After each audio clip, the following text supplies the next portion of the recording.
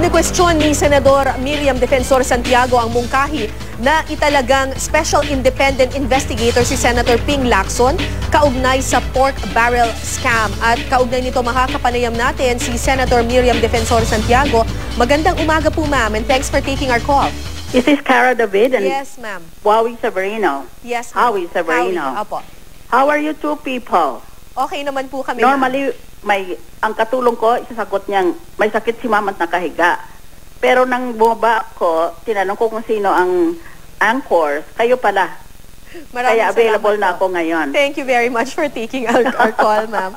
Ma'am, bakit po sa tingin ninyo unfit itong si Senator Ping Lacson para maging Special Independent Investigator kaugnay sa pork barrel scam, ma'am? Una, wala kaming provision sa aming Senate rules na merong mga investigator ang aming mga committee. Ngayon lang inakyat yan, walang base sa aming Senate rules. We have never appointed a special investigator for this or that.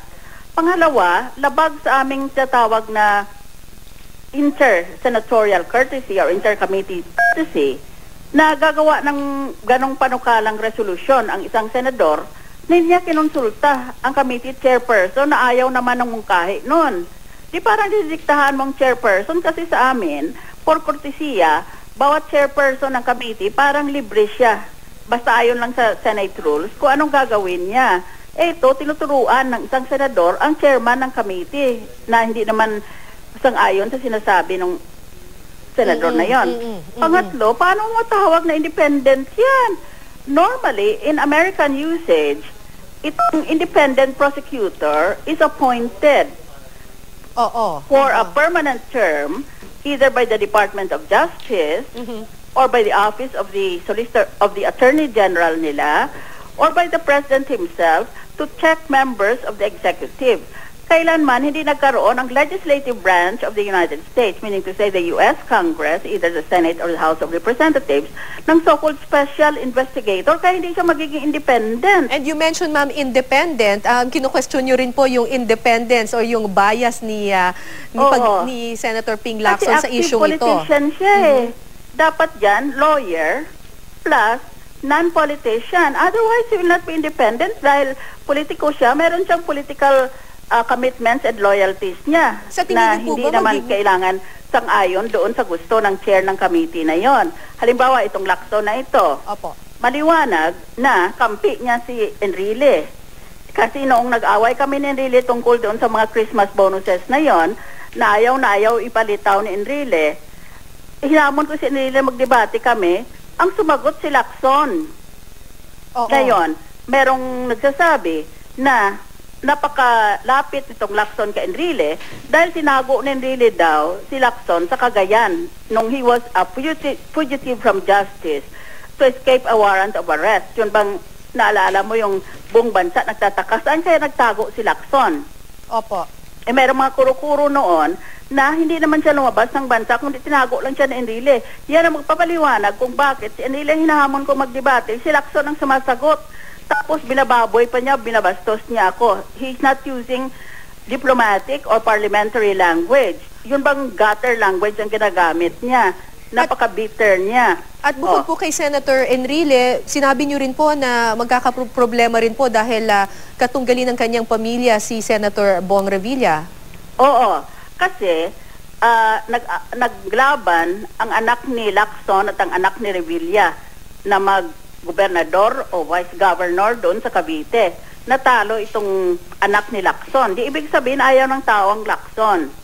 Eh ngayon, kalaban niya si Revilla, ayaw niya na mapawatang sala o kaya mabigyan ng pagkakataon si Revilla na sagutin yung mga pagbibintang laban kay Revilla na bigay daw si Revilla ng PDAF niya sa NGO kasi ngayon napakainit ng mata ng publiko sa NGO. Eh, paano mo pa ma-expect yung impartial investigation kung ganun yun? Plus, let me just emphasize, Cara, this is unprecedented. Kailanman kami sa Senado, hindi nag-appoint ng investigator and there is no provision in our Senate rules for that. This is an innovation being proposed without any legal basis. Alam mo, ang suspetso ko dito ay itong mga nasangkot na senador sa PDAF na mga NGOs na peke daw, itong iba dito, mga potential presidentiables or vice presidentiables sa 2016. Ayaw man natin o gusto natin sila, hindi pa natin alam kung may kasalanan sila o hindi. Natural, gusto nating lumitaw ang katotohanan. The fact is, they are eyeing the presidency. Marami sa kanilang kabataan dyan sa Senado ngayon, napaka-ambisyoso sa buhay, nang babata pa nila, gusto na nila maghabol ng pagka-presidente sa 2016. Wala pa silang pinapakitang abilidad, kaya gustong-gusto ng exposure. Ngayon, meron naman na maaga pa gusto sirain na ang magiging katunggali nila sa 2016. Kaya kung lagyan mo ng investigador na laban na antimano, halimbawa mo kay Revilla, dahil si Revilla na yan is being touted as a presidentiable or a vice presidentiable. Kay Jinggoy Estrada, ganon din ang sitwasyon nun. Di ba sira na kaagad itong dalawang ito? Kaya magiging character assassin itong Lacson na ito. Kasing politika, Cara, is very, very complex. It's very truncated. Opo. Okay, ma'am. Sumagot na po si Senator Lacson at ito po ang sinabi niya tungkol sa inyo. She's nothing but a pathetic absentee Solon who will soon be facing corruption charges in the Sandigan Bayan. What is your reaction to this, ma'am? Bola lang yan kasi hindi siya abogado at saka tingnan mong lingwahe niya.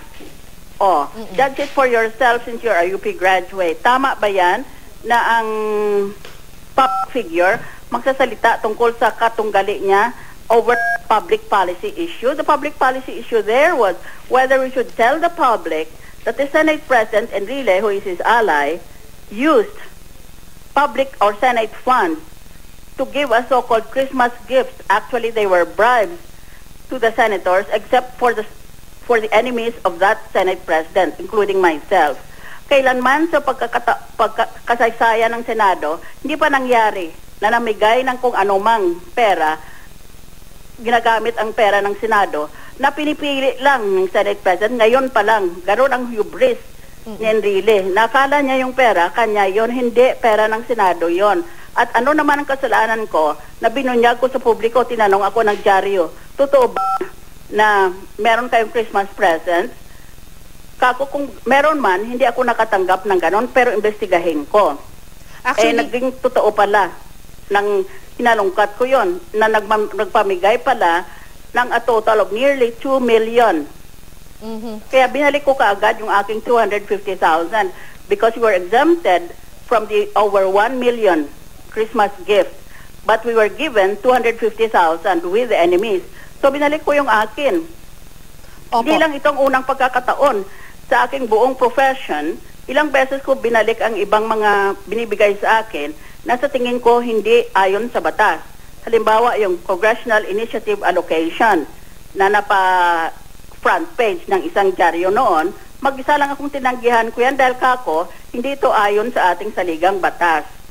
Opo. Actually, may kadugtong po yung soundbite na niya na yon. Sabi niya, she has been approaching people who could influence Justice Morales to drop the corruption charges. Kayo daw po ay ginagapang nyo daw po itong si Justice Morales para hindi... Nakakatawa yung pinagsasabi niya, nakakainsulto pa kay Justice Morales. Ngayon, ang nangyari dyan ay na nag-file siya ng complaint against me dahil sa, sabi niya, pinabayad ko ang Senado ng upa sa aking building. Para niya maintindihan, dahil gagong tao yan walang naintindihan tungkol sa Senado. Noon pa, ang Senado, meron ng tradition and it is documented na ang so-called satellite office ng Senador, kasi maliit lang masyado yung aming Senate building at inupahan lang yan sa GSIS Kaya noon pa sinasabi ko, gumawa na kami ng sariling building namin dahil ang binabayad dyan buwan-buwan bilang upa ay napakalaktaas. Kaya dahil sa maliliit lang mga opisina namin sa Senado sa Pasay City, lahat ng senador binibigyan ng pera ng gobyerno sa kanyang MOOE, Maintenance and Other Operating Expenses, Opo. Na kalakip na doon ang pang-upa sa opisina. Yung Opo. iba, hindi nila binabayad na upa nila, binubulsa nila. Yung akin, 400 square meters ang aming inupahan, sinisingil lang ng aking managing director ng 70,000. Tapos meron ako ngayong kasulatan galing sa Senate Secretariat na ang pwedeng ibabayad at nililista nila kung sino mga senador ang may satellite offices. Opo. Ang pwedeng ibabayad ay ang limit dyan hanggang sa 170,000. Kaya pwede kong gawin na paupahan ko, pababayaran ko ng 170,000 Opo. ang aking building.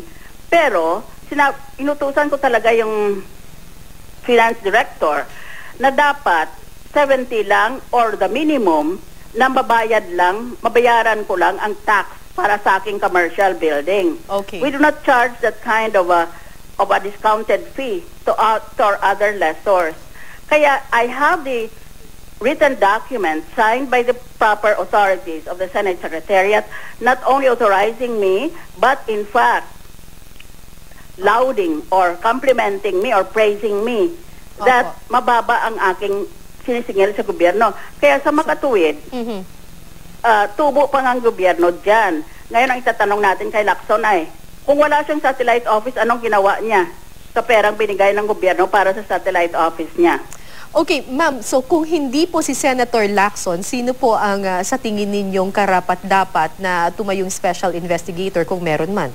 Noon pa sinasabi ko na hindi dapat ang mga senador ang mag-imbestiga ng kapwa nila senador.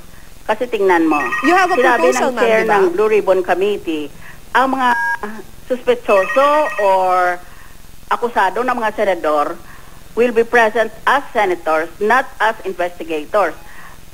So, pwede silang magtanong, pero sila mismo, hindi sila matatanong tungkol sa sinasabing pagkasangkot nila doon sa mga fake na NGO ni Napoles.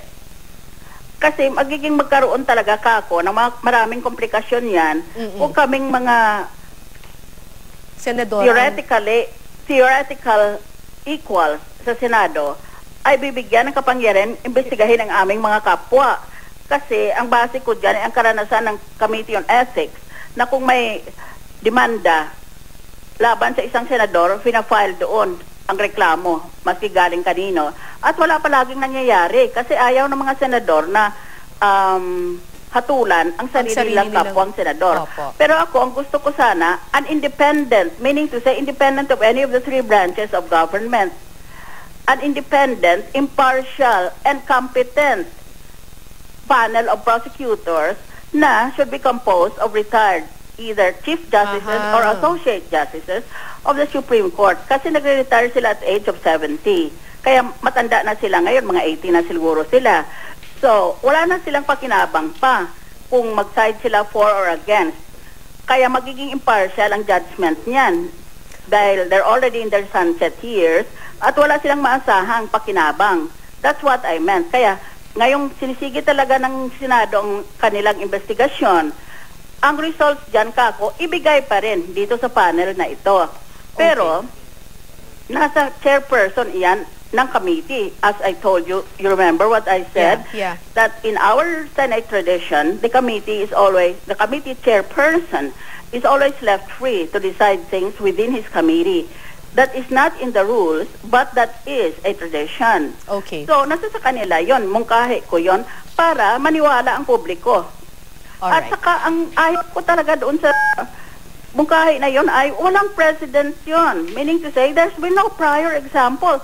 Why are we making an exception of a man who is not even a lawyer? Nagpapanggap-panggapan. Yan ang mahirap sa mga tao, sa karanasan ko, na hindi abogado sa Senado. Dahil nagpapanggap-panggapan ng mga abogado, kaya hindi kami magkaintindihan kasi ibang pananggalingan nila eh. Okay. Maraming salamat po sa inyong oras. Thank you for taking our call, Senator You're welcome, Miriam Tara Defensor and Howie. Santiago. Maraming salamat po. Sinubukan namin kapanayamin si Senator Ping Lacson pero ipinadala lamang niya ang kanyang naunang statement. Ayon kay dating Senador Panfilo Lacson, dapat ay harapin na lamang umano ni Santiago ang mga corruption case na isasampa sa kanya sa Sandigan Bayan. Napag-alaman din ni Lacson sa kanyang source na ginagapang ngayon daw ni Santiago na mabasura ang mga kasong ito. Sinabi pa ni Lacson na makakalusot lamang si Santiago kung sasabihing wala na siya sa tamang pag-iisip. Kasabay nito, nagpasalamat si Lacson sa tiwala sa kanya para tutukan ang issue ng pork barrel scam. Gayunman, Kailangan pa raw niyang kausapin ng Pangulo para kumpirmahin ang balitang bubuo ng anti-corruption body para imbestigahan ang iba pang usapin ng korupsyon bukod sa pork barrel scam.